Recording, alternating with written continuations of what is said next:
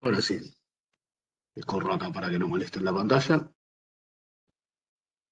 Ahí va. Damos comienzo. Bueno, bárbaro, muchas gracias.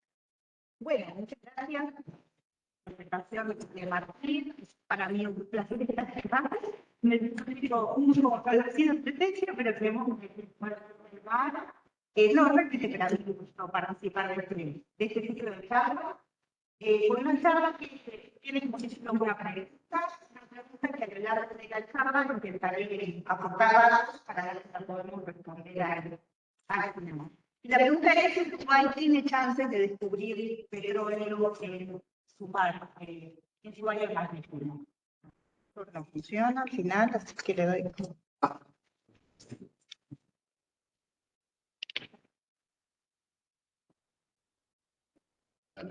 Ah, bien. Bueno, este es el contenido de lo que intentaba contarles, esta charla bien informada. Primero es contextualizar el petróleo en un concepto de la matriz energética global y nacional, y luego más que estaba familiarizado con esta temática, el petróleo es un hidrocarburo, cómo se produce la acumulación de hidrocarburos, cómo se busca, cómo se forma la acumulación de hidrocarburos, de la electrónica, de búsqueda de hidrocarburos para finalmente intentar ver las posibilidades de encontrar hidrocarburos en nuestra área marítima. La matriz energética del año 2022, que es la matriz actual que tenemos acá en Argentina, queríamos que fuera a pesar de la posible campo de posición de la economía global a incorporar renovables, la actividad energética, el desarrollo, la sostenibilidad de la energética, bueno, el petróleo, el gas natural, las fuentes de renovables, significativa de la matriz energética mundial. El carbono y el petróleo se representan hasta el 2022 un 93% de la matriz energética global. Bien, ¿qué es lo que pasaba?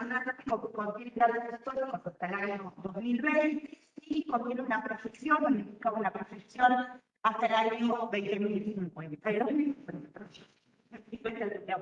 2050. Y bueno, como pueden apreciar, obviamente, para ver en las futuras décadas, un crecimiento en el sector de la energía, que es lo que ha venido sucediendo, y el incremento en energía se va a sostener con la incorporación de energéticos renovables a la matriz energética global, pero vemos que el carbono está para mantener un nivel de consumo similar al que tenemos hasta la vida, incluso el petróleo con un leve incremento. No se entiende.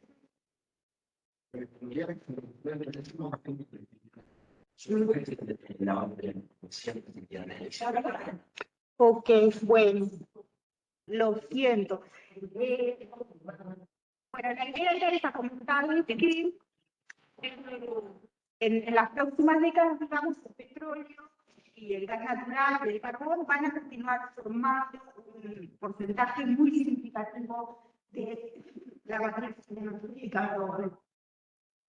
Bien, ¿cómo está Uruguay en esa situación? Bueno, Uruguay está en una posición mejor, ya que nuestra matriz energética para el año 2022. Como ustedes saben, Uruguay transitó un proceso de transición energética, que llamábamos la primera transformación por transición energética, y que tuvo como resultado esta matriz energética. Esa primera transición energética tenía como objetivo la incorporación de fuentes renovables a la matriz energética, y en nuestro caso, el petróleo, con variaciones el consumo del petróleo se ha ubicado en el entorno del 40%.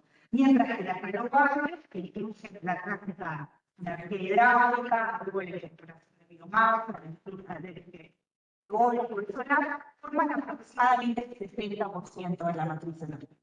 En el caso de Uruguay, el petróleo, ese 40%, está representado por petróleo importado. Nosotros no tenemos ningún descubrimiento de cosas, tanto no tenemos producción. Bien, ¿saben cómo definir? ¿Qué son los hidrocarburos son compuestos químicos de elementos, carbono e hidrógeno principalmente, y físicamente se presentan en la naturaleza variados estados desde gases hasta líquidos y sólidos. Son sustancias que, como dice ahí en la diapositiva, liberan energía durante el proceso de combustión y que además se forman en provincias de la transformación de las naturales que anteriormente se dan a los fenómenos biológicos. Y por eso finalmente se proceden como combustibles fósiles.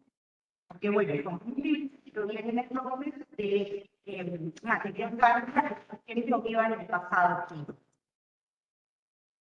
Si se presentan a la naturaleza en estado líquido, tanto en el subsuelo como cuando es extraído y después de la superficie, se le denomina petróleo crudo o petróleo crudo. Es crear una mezcla compleja de carbonos y hidrógeno que puede contener otras sustancias como múltiples variedades, como nitrógeno y oxígeno, que en realidad se consideran impures.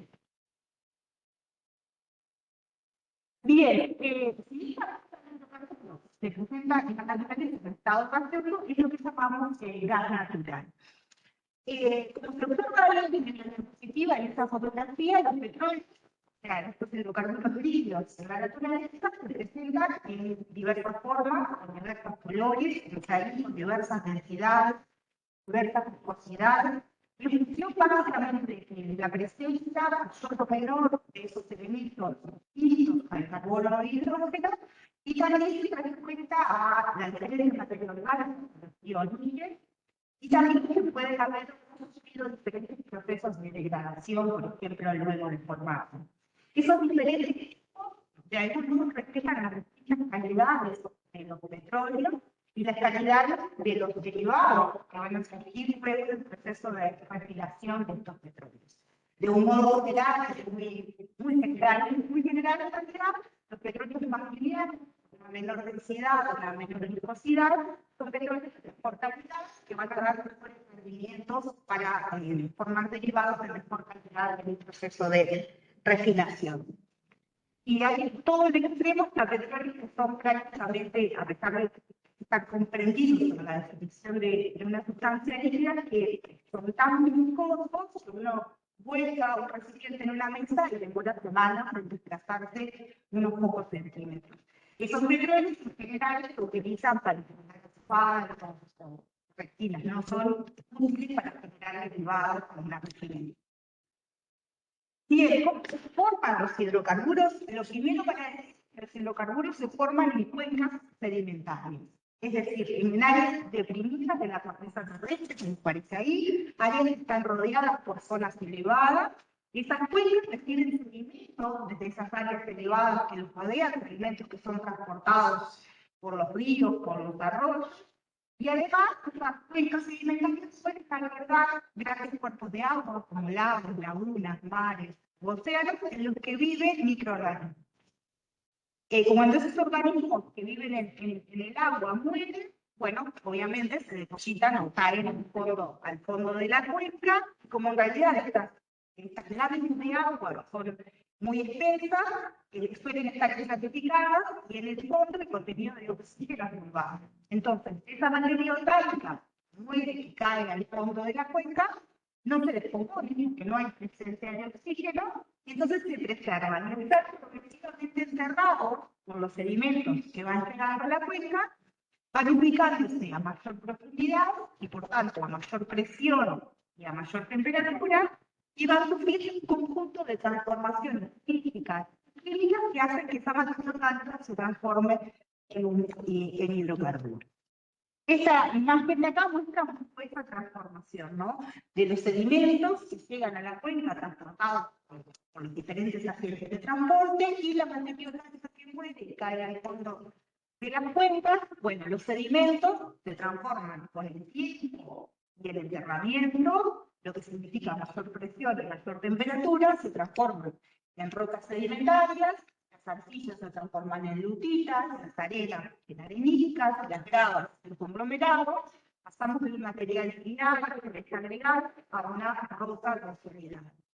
Y la materia orgánica se transforma en hidrocarburos, en petróleo y gas o en carbón. ¿De qué depende de nuevo que se transforme en alguno de estos hidrocarburos? Bueno, del tipo de materia orgánica.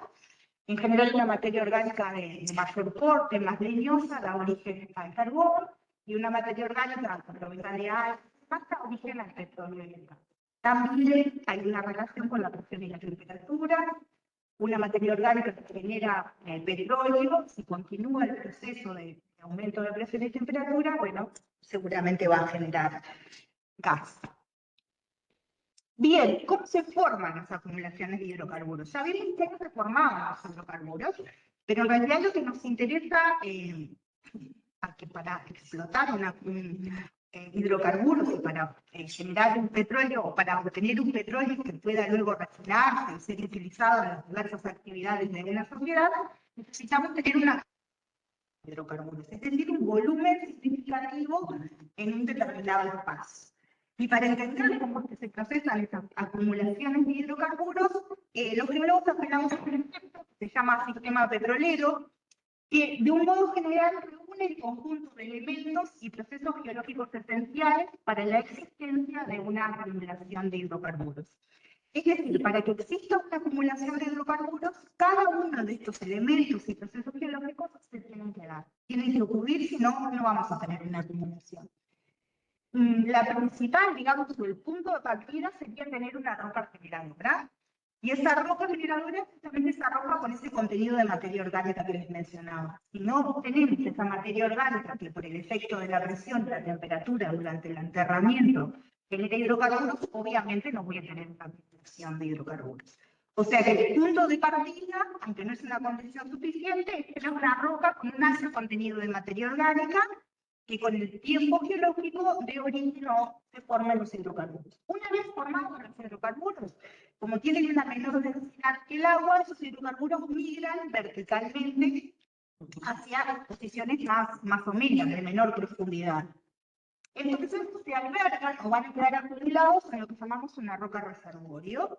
Una roca reservorio es una roca que tiene espacio en donde albergar los hidrocarburos, es decir, tiene poros o fracturas, espacios que pueden ser ocupados por ese hidrocarburo. Entonces, tenemos una roca reservorio, porosa y permeable que alberga el hidrocarburo, pero para evitar que el hidrocarburo siga emigrando hasta llegar a la superficie, necesitamos tener una roca sello.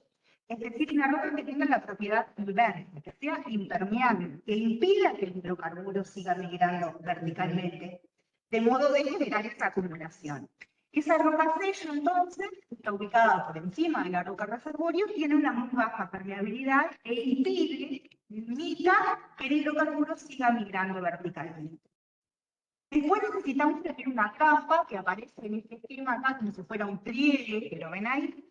Y eso en realidad lo que significamos, queremos significar con trampa a los geólogos, es que necesitamos una configuración geológica particular. Ustedes imaginen que si todas esas rocas estuvieran en una posición plana, simplemente el hidrocarburo, al alcanzar a la roca reservorio y al llegar a la base de la roca sello, si la roca sello tuviera una configuración plana, simplemente se derramaría en la base de la roca sello y no formaría una acumulación. Entonces, bueno, necesitamos una trampa, alguna configuración especial que me delimite un volumen en la que pueda albergar los hidrocarburos. Entonces, perdón, esa trampa estaría conformada por la roca reservorio y la roca sello en una configuración especial. Además, necesito que todos estos elementos, roca generadora, reservorio, sello, trampa, la generación, la migración del hidrocarburo se dé con un timing específico, en un determinado momento. Bien, entonces, ¿cómo buscamos los geólogos las acumulaciones de hidrocarburos en el subsuelo? Pensando que lo estamos buscando en el subsuelo, en áreas que no tenemos un acceso directo para verlo y poder identificar cada uno de estos elementos. Bueno, con ese concepto del sistema petrolero en mente, lo que hacemos los geólogos es intentar identificar los diferentes elementos y procesos en el subsuelo. Entonces, identificamos como primera etapa, en una etapa que llamamos prospección, áreas de interés, es decir, áreas donde los geólogos entendemos que se dan las condiciones geológicas para que existan rocas generadoras, rocas reservorios, rocas sellos, para que haya una trampa. Una vez que identifico estas áreas de interés, la próxima etapa sería lo que llamamos exploración, que es la detección, es básicamente el intento de detección de la trampa que alberga los hidrocarburos. Para identificar esas trampas, los geólogos utilizamos, bueno, los modelos geológicos, utilizamos conceptos de cuencas análogas, es decir, no existen infinitos tipos de cuencas ni infinitos tipos de ambientes sedimentarios. Hay un número preciso, es decir, bastante reducido de cuencas sedimentarias, hay un número finito de ambientes sedimentarios. Entonces, en función de ese conocimiento y de cómo esos ambientes y cuencas funcionan en otro lugar donde se ha identificado así acumulaciones de hidrocarburos, bueno, los geólogos intentamos identificar una trampa. Y para eso utilizamos varios métodos, siendo tal vez el método más relevante el método sísmico, que lo vamos a ver a continuación. Y finalmente, cualquier proceso de exploración tiene que finalizar con un pozo. Como nosotros estamos interpretando el subsuelo, la única forma de efectivamente verificar si eso es o no una acumulación de hidrocarburos es realizando una perforación.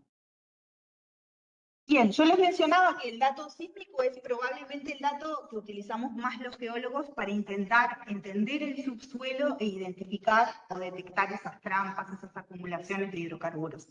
¿Qué es el dato sísmico? Bueno, es un dato físico que en realidad lo que hace es, el método sísmico lo que hace es medir la velocidad de propagación de las ondas sísmicas en el subsuelo y con eso genera una imagen del subsuelo como si fuera una ecografía. Y es esa imagen lo que los geólogos interpretamos. Esa imagen puede ser en 2D, como aparece en este caso, sería como una ecografía en 2D, o puede ser de un volumen, de un espacio, un volumen de datos sísmicos 3D en este caso, que sería como una ecografía en 3D.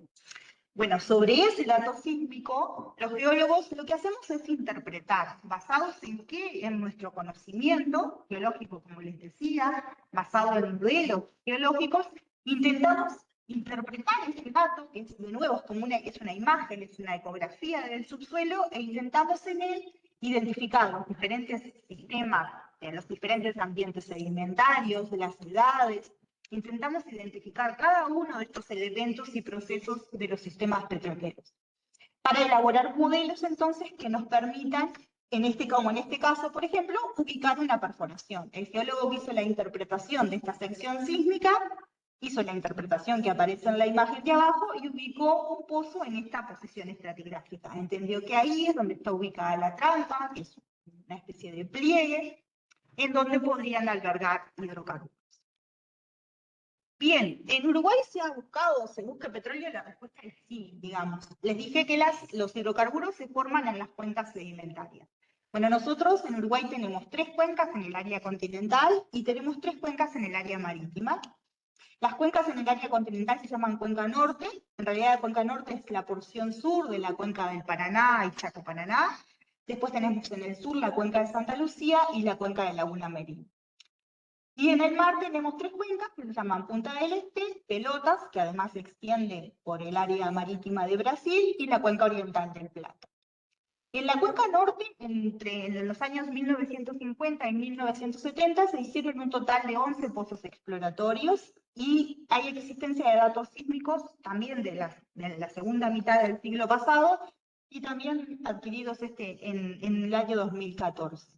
Ninguno de los pozos que están ubicados todos en el sector noroeste, en Paysandú, Salto, Artigas de nuestro país, ninguno de esos pozos encontró hidrocarburos, pero encontraron las aguas termales, efectivamente. De hecho, Daymán, Arapey, todos esos pozos que conocemos por las termas, tuvieron inicialmente un objetivo de encontrar petróleo.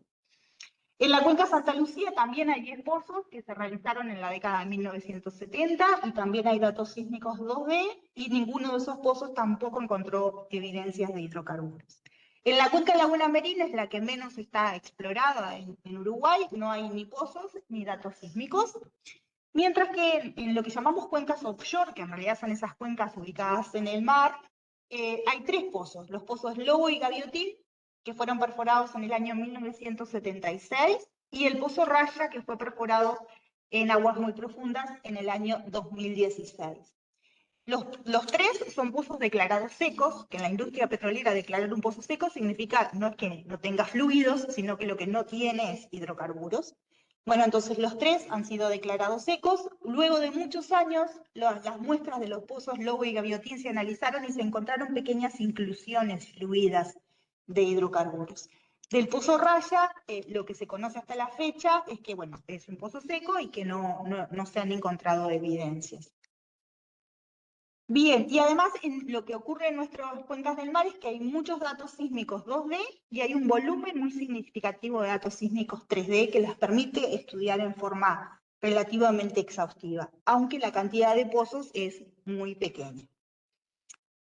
Bien, entonces yo les mencionaba que los geólogos lo que hacemos es interpretar esos datos sísmicos. Esta es una interpretación de una sección sísmica ubicada ahí en el sector de la cuenca de Pelotas, en el que, basado en la interpretación del dato sísmico, se identificaron, aquí no se puede marcar, a ver si me marco acá, se interpretaron dos posibles rocas generadoras que están indicadas en color negro y con la letra S, que son rocas que tienen una edad determinada, una edad cretácica. Se mapearon algunas rocas reservorios, como son esas amarillas, y que además, en color amarillo, y que además constituyen trampas en este tipo, de un tipo particular, asociado a un contexto sedimentario particular, y vías de migración, es decir, que conecten las rocas generadoras con las rocas reservorios. En el año 2016 lo que se hizo fue testear este modelo. Estos serían como diferentes modelos para testear o verificar finalmente, como les mencionaba, con una perforación. En el año 2016 se perforó un modelo que sería este que está ubicado acá en la posición más superficial. Ese es el pozo Raya, que acá lo vemos, y ahí les indico en ese modelo cuál sería la posición de lo que se testeó. Esta es la línea sísmica, este es el pozo Raya, y este era el objetivo, que era este cuerpo sedimentario ubicado acá. Bueno, este pozo, como les dije, resultó seco. La explicación de los geólogos de por qué este pozo resultó seco refiere un poco a la distancia, refiere a la distancia entre las potenciales estas rocas generadoras y la roca reservorio, y que en nuestras cuencas del mar no hay suficientes fallas que conecten esas rocas generadoras con estos reservorios más superficiales.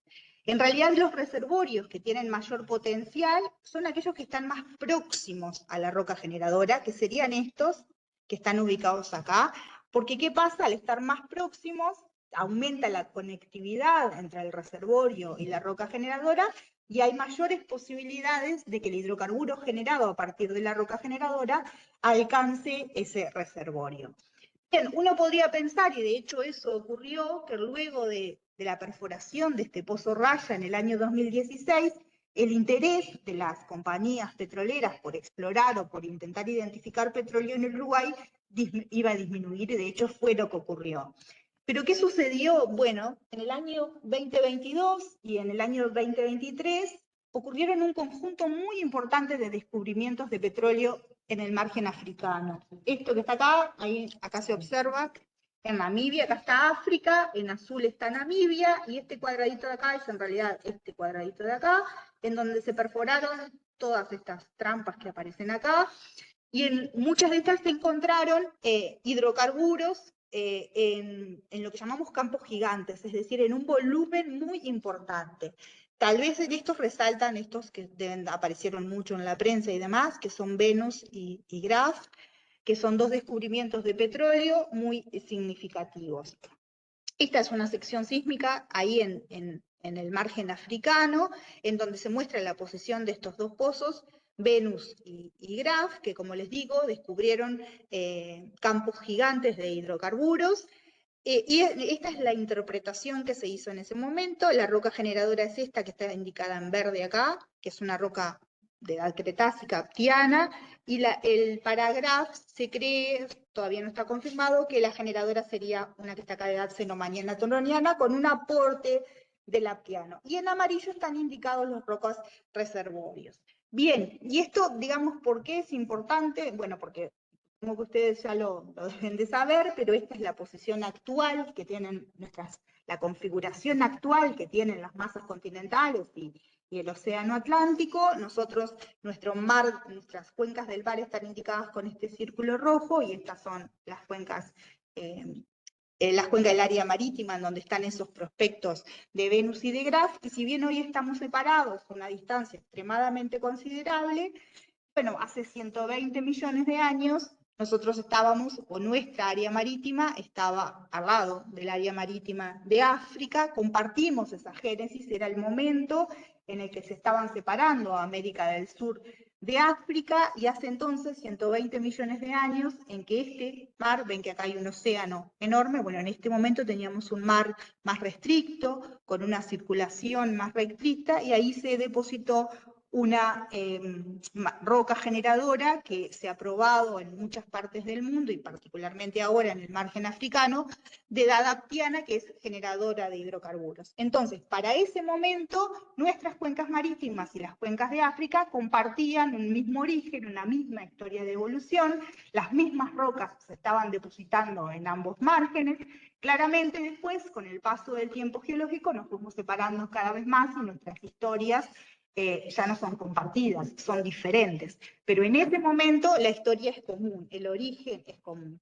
Si comparamos entonces una sección sísmica de Uruguay y una sección sísmica de Namibia, aquí está mapeado en color verde esa generadora aptiana que yo les menciono y que está probada entonces en el margen africano por varias perforaciones. Bueno, si continuamos su interpretación, continúa sin interrupciones en el margen, en el área marítima uruguaya, e incluso con un espesor más significativo. Entonces, en el margen africano tenemos un sistema petrolero que está probado, y tenemos en nuestro margen un sistema análogo, es decir, sistemas depositacionales sedimentarios, solo que, bueno, aún está sin perforar. Porque recordemos, yo les iba a colocar, y me olvidé, pero el pozo Raya llega únicamente hasta esta posición. Estos modelos geológicos en esta posición más próxima a esta generadora no fueron perforados. Entonces, de nuevo, mostrando otra sección sísmica, aquí en gris está indicada esa generadora aptiana, y están indicados estos modelos exitosos de Venus y de Graf, que se constituyen, son un tipo de depósito sedimentario que se llama abanico de fondo de cuenca, que es un contexto sedimentario de una roca con una alta porosidad y permeabilidad, y que son identificados igualmente en el margen uruguayo. En definitiva, tenemos el mismo sistema análogo, solo que aún sin perforar. Entonces, la respuesta a la pregunta, digamos, que dio origen a esta charla, si Uruguay tiene chances de descubrirlo en el mar, mi respuesta es que por supuesto que sí tenemos chances de encontrarlo en el mar, asociado a esos reservorios de edad cretácica, y a esa generadora también de edad cretácica, de edad aptiana. Es decir, en ese modelo asociado a esa porción sedimentaria más basal de nuestras cuencas del área marítima. Bien, eso es todo. Si alguien tiene alguna pregunta, estoy dispuesta.